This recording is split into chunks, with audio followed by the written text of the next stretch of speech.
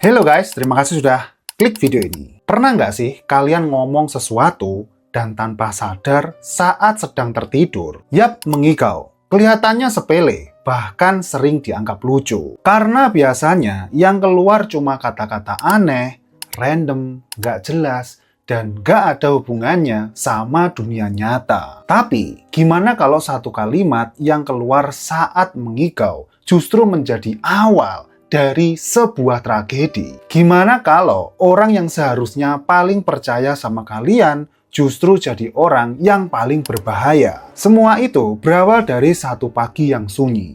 Ada nih seorang suami yang terbangun dan mendengar istrinya sedang mengigau. Awalnya biasa saja, sampai sebuah kalimat terdengar dengan jelas. Kalimat yang terasa asing, mencurigakan, dan menyakitkan. Lalu, dalam hitungan detik, rasa percaya berubah menjadi amarah. Logika hilang, emosi mengambil alih. Tanpa berpikir panjang, dia mengambil parang, cuy. Dan apa yang terjadi setelah itu? Bukan lagi sekedar pertengkaran rumah tangga, tapi percobaan pembunuhan yang sangat brutal. Demi mendarat tanpa ampun. Sampai akhirnya sang istri dengan tubuh penuh luka dan darah berusaha kabur lari, menyelamatkan nyawanya ke rumah orang tuanya. Dan dari situlah semua kebenaran mulai terungkap. Ini bukan kisah rekayasa, ini adalah kisah nyata. Kisah tentang seorang suami yang membacok istrinya sendiri hanya karena istrinya itu mengigau. Dan kasus ini terjadi di Minahasa Selatan pada tahun 2024. Untuk itu, jangan skip video ini, stay sampai akhir biar kalian nggak gagal paham. Jangan lupa subscribe dan nyalakan loncengnya. Siapkan cemilan dan selamat menonton. Seperti biasa, sebelum masuk ke kronologinya, kita kenalan dulu nih dengan orang-orang yang terlibat dalam kasus ini ya. Pertama, kita kenalan dengan korbannya dulu. Rohinda Tompuno, atau yang biasa dipanggil Rohinda. Dia adalah seorang perempuan yang berusia 24 tahun dan warga asli Minahasa Selatan. Rohinda adalah ibu dari dua orang anak. Anak yang pertama berusia 5 tahun dan anak yang kedua masih berusia 1 bulanan. Rohinda adalah sosok ibu yang baik kepada anak-anaknya cuy. Hingga anak-anaknya juga sayang nih kepada dia, terutama anak sulungnya yang masih berusia 5 tahun itu tadi. Selain itu, Rohinda juga adalah sosok istri yang sering membagikan kemesraannya dengan suaminya itu di media sosial. Dan dia juga mempunyai jiwa sosial yang sangat tinggi. Karena dia itu aktif banget cuy, berkegiatan di desanya. Orang-orang mengenal Rohinda sebagai seseorang yang baik, penyayang, dan peduli kepada sesamanya. Sekarang saya mau kenalin si pelaku yang nggak bisa ditebak ini cuy. Refrain Latung, atau yang biasa dipanggil Refrain. Dia adalah seorang laki-laki berusia 26 tahun dan merupakan warga Minahasa Selatan juga cuy. Nggak banyak informasi yang beredar tentang apa sih kegiatan sehari-harinya si Refrain ini. Namun kabarnya Refrain ini orang yang bekerja dan bukan pengangguran ya. Selain itu, menurut keluarga dan tetangga-tetangganya, Refrain juga diketahui sebagai seorang suami yang baik dan digambarkan sebagai sosok ayah yang penyayang kepada anak-anaknya itu. Di salah satu postingan istrinya, Refrain itu dipuji karena tidak pernah mengeluh soal anak dan sering membantu mengganti popok anak mereka yang masih bayi itu tadi. Selain itu, sama nih seperti Rohinda, dia juga adalah sosok warga desa yang aktif berkegiatan dan mengunjungi acara-acara di desa mereka. Nggak ada nih yang pernah berpikir untuk berprasangka buruk kepada si Refrain, karena ya emang laki-laki beranak dua ini belum diketahui punya riwayat kriminal apapun di dalam hidupnya cuy. Terus wajahnya yang polos juga membuat orang-orang sekitar itu berpikir kalau sifatnya dia juga polos-polos aja gitu. Terus sebenarnya gimana sih kejadian itu bisa terjadi? Kok bisa akhirnya Refrain tega membunuh istri dari dua anaknya sendiri? Oke cuy, langsung saja kita masuk ke kronologi lengkapnya. Yuk, cus.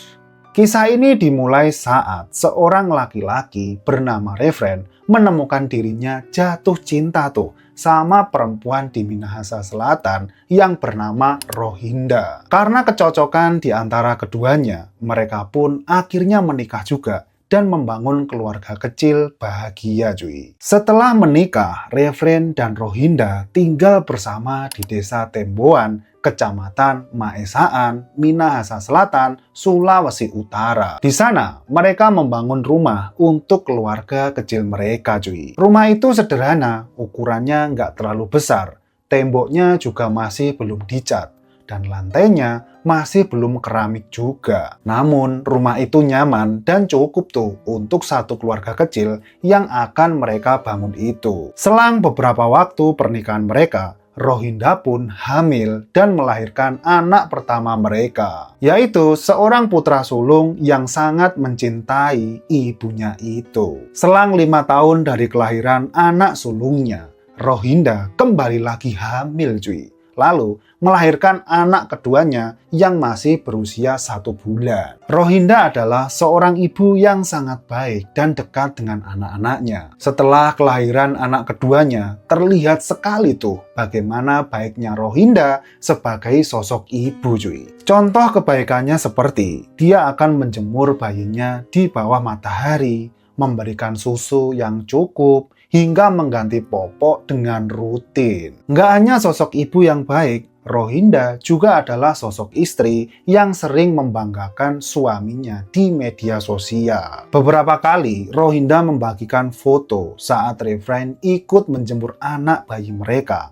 atau saat Refren memberikan susu botol kepada anak mereka cuy. Karena postingan Rohinda ini, orang-orang yang mengenal pasangan itu mengira kalau mereka keluarga harmonis dan baik-baik saja. Selain itu, tetangga-tetangga Refren dan Rohinda juga mengaku kalau mereka nggak pernah mendengar sama sekali pasangan itu ribut atau teriak-teriak besar gitu. Tapi ternyata cuy, di balik citra luar yang positif, hubungan rumah tangga mereka tidak baik-baik saja. Karena Refren ternyata menyimpan curiga di dalam hatinya.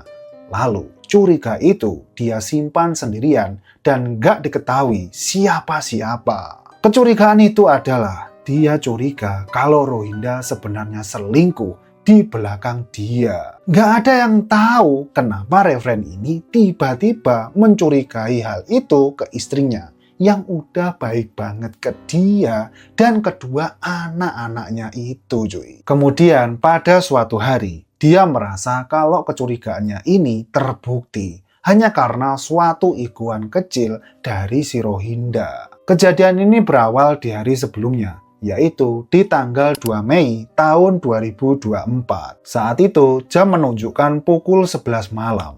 Refren dan Rohinda baru saja sampai di rumah mereka setelah menghadiri sebuah kondangan di desa. Sampai rumah mereka nggak bisa langsung tidur, karena mereka harus nidurin anak-anak mereka terlebih dahulu. Saat menidurkan anak-anak mereka, Refren dan Rohinda masih sempat ngobrol, seperti pasangan suami istri pada umumnya cuy. Lalu setelah anak-anak mereka itu tidur, mereka pun jatuh tidur juga. Tapi keesokan harinya di jam 4.30 WITA dini hari, Refren terbangun karena mendengar suara-suara aneh. Ternyata suara-suara itu berasal dari Rohinda yang mengigau. Dan tiba-tiba rasa curiga di kepalanya Refren langsung terangsang cuy. Dia pun mutusin buat mendengar igoannya Rohinda lebih jelas lagi. Nah, setelah menunggu istrinya buat ngigau lagi, Refren pun mendengar satu kalimat yang keluar dari mulutnya Rohinda kayak gini. Nggak usah keluar Pi, kerja di Bolsel aja. Yang artinya tidak usah keluar Pi, kerja di Bolsel aja. Refren menjadikan kalimat itu sebagai bukti yang kuat kalau selama ini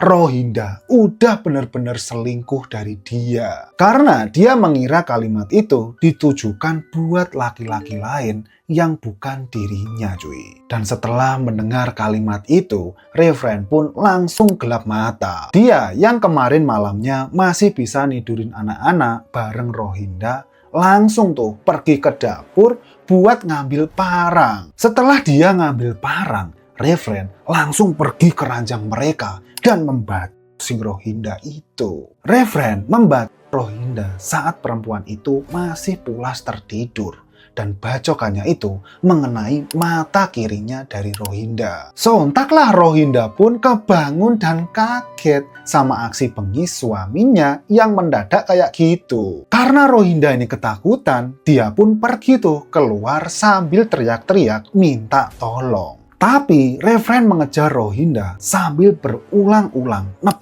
kepala belakangnya Rohinda saat dia berusaha lari. Refren saat itu sudah membabi buta banget.